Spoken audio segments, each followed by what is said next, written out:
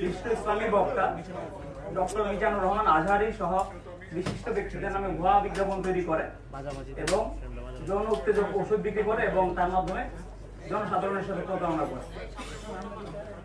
এ সংক্রান্তে একটি মামলা আমাদের পল্টন থানায় ইতিমধ্যে রুজু হয়েছে, মামলা নাম্বার 19 এবং তারিখ হচ্ছে 23/4/2026। সাইবার সুরক্ষা আইনের 22 এবং 27 ধারায় মামলাটি রুজু হয়েছে।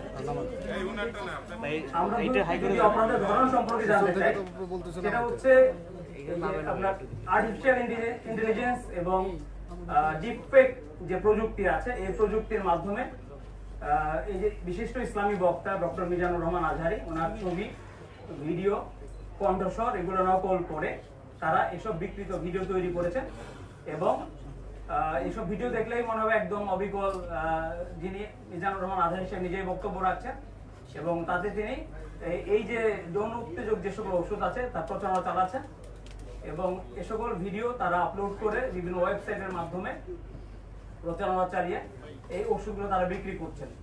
মূলত দুইটি ওষুধ ইউরোসিন এবং জেনসিং নামে দুইটি ওষুধ তারা বিক্রি করছেন, সাধারণ মানুষকে প্রতারিত করছেন।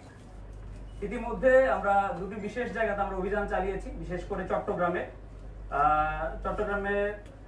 বাইজিদ বোস্তামি থানাধীন শেরশাহ কলোনির ঈদগাহ মাঠের পাশের একটি বাসা, যেখানে আমরা অভিযান চালিয়ে 9 জনকে আমরা গ্রেপ্তার করেছি এবং সেখান থেকে বিপুল পরিমাণ ইলেকট্রনিক সরঞ্জাম, বিশেষ করে ল্যাপটপ 11টি ল্যাপটপ, স্মার্ট মোবাইল ফোন 13টি, ফিচার মোবাইল ফোন 34টি, পেন ড্রাইভ 2টি এবং 21টি সিম কার্ড আমরা সেখান থেকে উদ্ধার করতে বা জব্দ করতে সমর্থ হয়েছি।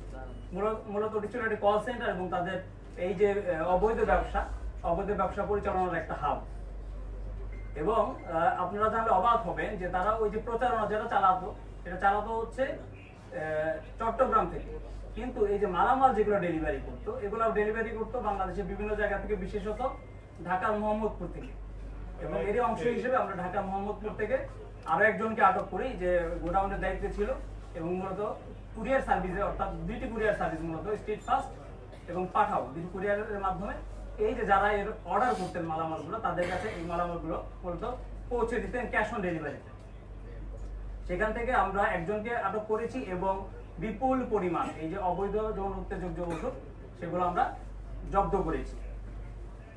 আর এর সাথে যাদেরকে আমরা গ্রেপ্তার করেছি ইতিমধ্যে 10 জনের কথা আমি বলেছি। এই 10 জনের সবারই বয়স হচ্ছে আপনার 19 থেকে 24-এর মধ্যে। এর মধ্যে প্রধান যিনি ব্যক্তি সারাবত হোসেন, অর্থাৎ অর্গানাইজার, সে হচ্ছে মূলত হচ্ছে প্রযুক্তি সম্পর্কে তার সামান্য পড়াশোনা আছে এবং সে ওয়েব ডিজাইন করতে পারে। ফেসবুক সহ বিভিন্ন সামাজিক যোগাযোগ মাধ্যমে এই প্রচারণাগুলো তারা চালিয়ে থাকে। আর আরো একজন গুরুত্বপূর্ণ ব্যক্তি হচ্ছে সাফায়েত হোসেন শুভ, যে মূলত হচ্ছে এই যে ডিপফেক এবং আর্টিফিশিয়াল ইন্টেলিজেন্স ব্যবহার করে এই মিজানুর রহমান আজহারির যে প্রচারণা সেগুলো তারা তৈরি করেছে। এই সংক্রান্ত বিস্তারিত যে তথ্যাবলী আমরা আরো ওয়েবসাইটের যে তথ্য বা আপনার অন্য যে ভিডিও যেগুলো আছে সেগুলো আপনাদেরকে আমরা এর মাধ্যমে আমাদের যে গ্রুপ আছে সেই গ্রুপে দিয়ে দেবো, যদি আপনাদের কোনো কোশ্চেন থাকে। কোরিয়ার সার্ভিসের কেউ যুক্ত আছে কিনা? স্ট্রিট ফাস্ট বা যাদের নাম বললেন তারা কেউ যুক্ত আছে কিনা? পাঠাও আসলে এটা তদন্ত মাত্র আমরা শুরু করেছি। আমরা ইতিমধ্যে 10 জনকে গ্রেপ্তার করেছি মূলত 2টি জায়গা থেকে। আমি আপনাদের বলেছি যে চট্টগ্রামের থেকে আমরা 9 জনকে গ্রেপ্তার করেছি। তাদেরকেও আমরা প্রাথমিকভাবে জিজ্ঞাসাবাদ করছি এবং 2টা কুরিয়ার সার্ভিসের নাম এসেছে, স্ট্রিট ফাস্ট এবং পাঠাও। তাদের কোনো সম্পৃক্ততা আছে কিনা এটা যাচাই বাছাই এবং অন্যান্য তথ্য প্রমাণ পাওয়ার সাপেক্ষে বলা যাবে, এই মুহূর্তে বলা যাচ্ছে। এই আসামিদের কি পূর্ববর্তী কোনো মামলা আছে কিনা বা এখনো পর্যন্ত আমরা ওরকম কোনো মামলা, তাদের ইতিপূর্বে কোনো মামলা জড়িত ছিলেন তথ্য পাইনি। তবে এদের দেখেন, এদের সবারই বয়স অল্প, মাত্র যুবক, অর্থাৎ এই যে কেবল তারা যৌবনে পা দিচ্ছে এই অবস্থায় তারা বিভিন্ন রকম অপরাধমূলক কর্মকাণ্ড, অর্থাৎ প্রযুক্তি ব্যবহার করে অপরাধমূলক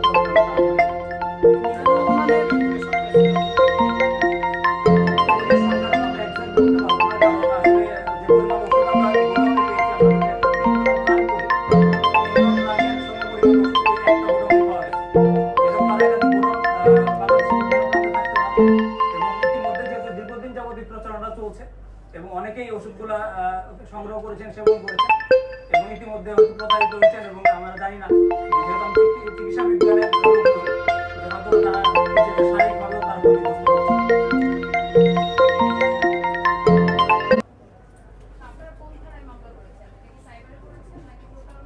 আমরা ইতিমধ্যে বলেছি আমরা সাইবার সুরক্ষা আইনের 22 এবং 27 দুটি ধারায় মামলা করেছি।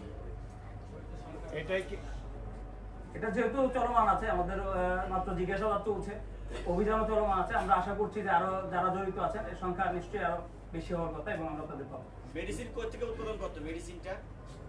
এই সম্পর্কে এখনো জিজ্ঞাসাবাদ আমরা শেষ করতে পারিনি, এগুলা নিয়ে আমরা কথা বলছি, সময় লাগবে। মিজানুর রহমান আজহারির যে ভয়েসের কথা বললেন, আচ্ছা, যে সকল পেজ থেকে বিজ্ঞাপনগুলো দেওয়া হতো সে সকল পেজকে আইডেন্টিফাই এবং রিমুভ করার কোন ব্যবস্থা নেওয়া হয়েছে? আমরা কিন্তু বলেছি গত 23 তারিখ, অর্থাৎ আজকে কিন্তু 25 তারিখ, 23 তারিখ রাতের বেলা শুধুমাত্র তাদের আমরা নাগাল পেয়েছি এবং আমাদের অভিযান চলমান আছে। এর সাথে আরো যারা আমাদের আইটি এক্সপার্ট যারা আছে, যে সকল ওয়েবসাইট বন্ধ সহ যে সকল করণীয় আছে সকল কিছুই করা হবে। বিষয়টা একটু ক্লিয়ার করবেন যে আচ্ছা, জি জি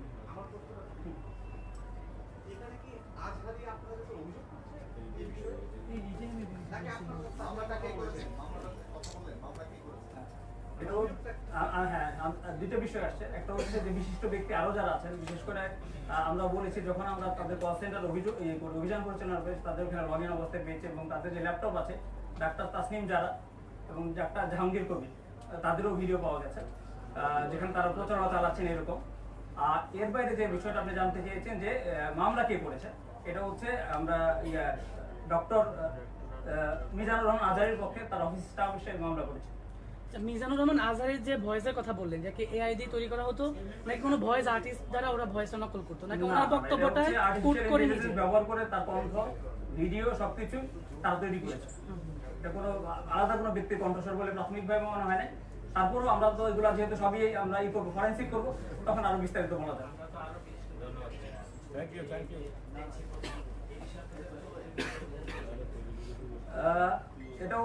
এটা তো নিয়মিত অভিযানের একটা অংশ, আমরা নিশ্চয়ই এটা কন্টিনিউ করবো। আর আপনারা জানেন আমরা হচ্ছে মূলত থানা পুলিশের কার্যক্রম পরিচালনা করি, মতিঝিল ডিভিশনের পল্টন থানায় এই অভিযানটি পরিচালনা করেছে।